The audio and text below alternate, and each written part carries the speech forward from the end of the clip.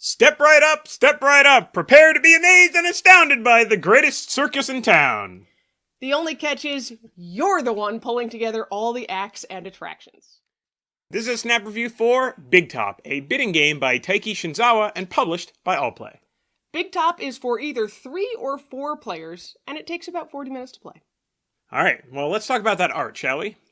The circus feel starts with the player screens. Each of these looks like a slightly different Big Top circus tent. The attraction cards all have this slightly grubby-looking ringmaster guy on the back, but on the inside, there's all sorts of different attractions. There's clowns, acrobats, animal trainers, and even a fortune teller, and a strongman. They're quirky and weird, so either you'll like them or you won't. There's a stack of cardboard coins in 1 and 5 denominations, and some other tokens. They're fine, they're just tokens. There's also this game end card. Its style is very different, but I like it. I think it makes a great visual representation that the show is over. So let's talk about the mechanics. How do we play Big Top? Well, you start by giving every player a screen and matching token, coins, and a starting ringmaster card. Then you'll shuffle the deck of attractions with the game end card in the last 5 cards of the deck. Deal out a single attraction to each player to be their starting hand. The player who is most terrified of clowns is the first auctioneer. The auctioneer draws a card from the deck. Then, from the 2 cards in their hand, they pick one to be auctioned, placing it face up. They make the first bid, or pass, and the bidding continues clockwise around the table until everyone has passed or no one raises the bid. The winner of the auction pays the auctioneer and then puts the card in front of them. It's now an incomplete attraction that they own. If the auctioneer won the bidding, they pay the bank instead. Pass the megaphone auctioneer token to the left, and that player starts a new auction. But here's the twist. Bidding will also help you complete your attractions. And only your completed attractions are worth points at the end of the game. When a player makes a bid that matches a number on an incomplete attraction that they already have, they can put one of their other coins on that number. And when a player makes a bid that matches a number on the card being auctioned, then you take a coin from the bank and put it on that card. Whoever wins the card gets all the coins on it too. When all the spaces on a card are covered with coins, that attraction is complete. Take all the coins back behind your player screen and place that attraction in your completed stack. If it has an immediate effect icon, you can do that too. For example, when you complete this contortionist card, you can immediately take a coin that you have and put it on a different incomplete attraction space. When someone draws the game end card from the deck, the game immediately ends. Any player with no stars on their completed attractions is eliminated. They're just done.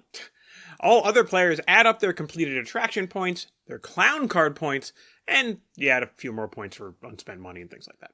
Of course, we had some expectations about this game, so Anisha, what did you expect? This box is a weird shape and size. It doesn't really look like it holds a card game. It's square, but it's so small, what else could be in there? I was also nervous about the player count. Bidding games usually benefit from having more players, so I was actually really concerned when I saw that it was a bidding game, but it didn't have the capacity for more than 4 players. And of course, we expected this to be like other auction and bidding games we've played, where your bids are mostly just constrained by how much money you have and how desperate you are to get something. But that leads into our surprises. I really like the way your unfinished attractions shape your bidding in this game. It is a setup I've never seen before, and it made me think not just how to fill in those circles, but if I really wanted to win certain attractions in the first place. I totally agree. Everyone knows what your tentpole bid thresholds are because your unfinished attractions are out there for everyone to see. They know what numbers you kind of want to bid to finish your stuff. I also thought it was really interesting the way the economy ebbs and flows in this game. If the auctioneer wins the bidding, money is removed from the game.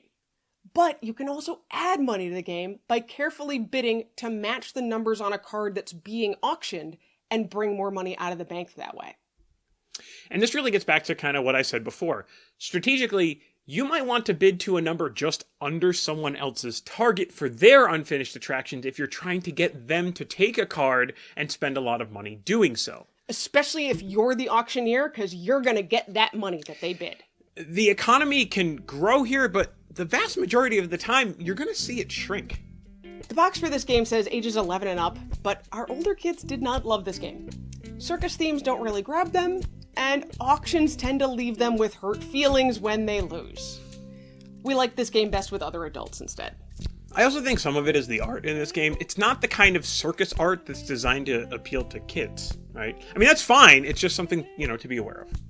So anyway, Anitra, do we recommend Big Top? If you want to try bidding with slightly different incentives than your usual auction game, I think this is a great option to try. Just make sure you have 3 or 4 players who are ready to play this game. So Andrew, what are we going to rate Big Top?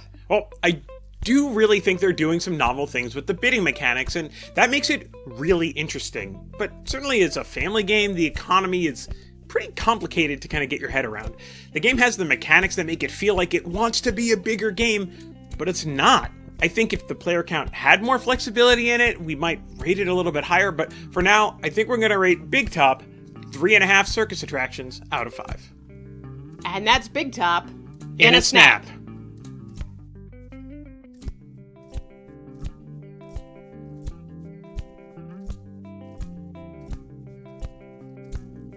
Of course, we had some expectations about this game, so Anitra, what did you expect? Expectations? Yes. Expectations.